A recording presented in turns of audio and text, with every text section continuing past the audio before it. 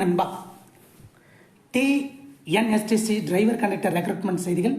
அரசு போக்குவரத்து கழகத்தில் 25,000க்கும் மேற்பட்ட காலி பணியிடங்கள் இருப்பதாக தகவல் வெளியாகியுள்ளது. அதை நிரப்ப வேண்டும் என்ற கோரிக்கையும் வைக்கப்பட்டுள்ளது. வாங்க பார்க்கலாம். போக்குவரத்து ஊழியர் கோரிக்கையை முன்வைத்து இன்று முதல் ஜூன் 15 வரை பணிமனைகளில் வாயிற் கூட்டம். CITU அறிவிப்பு.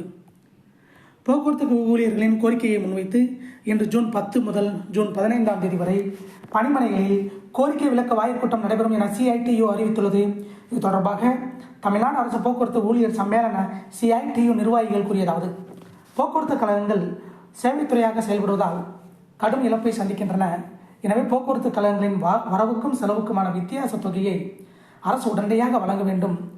தொழிலாளர்களின் வருங்கால வைப்பு நிதி உள்ளிட்ட தொகை சுமார் ரூபாய் 15,000 கோடியை நிர்வாகங்கள் செலவு செய்துவிட்டன.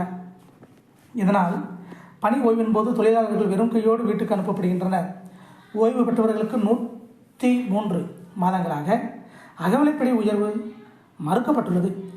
மருத்துவ காப்பீடும் வழங்கப்படவில்லை. எனவே ஓய்வூதியர்களின் அனைத்து பிரச்சனைகளுக்கும் உடனடி தீர்வு காண அரசு நடவடிக்கை எடுக்க வேண்டும். புதிய ஓய்வூதிய திட்டத்தை கைவிட்டு அனைவருக்கும் பழைய ஓய்வூதிய திட்டத்தை அமல்படுத்த வேண்டும்.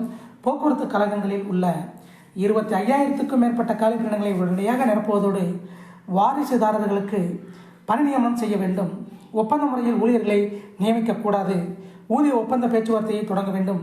இந்த கோரிக்கைகளை தொழிலாளர்கள் மத்தியில் விலக்கு சொல்லும் வகையில் ஜூன் 10 முதல் 15ஆம் தேதி வரை வாய்க்கூட்டங்கள் நடத்தப்படும்.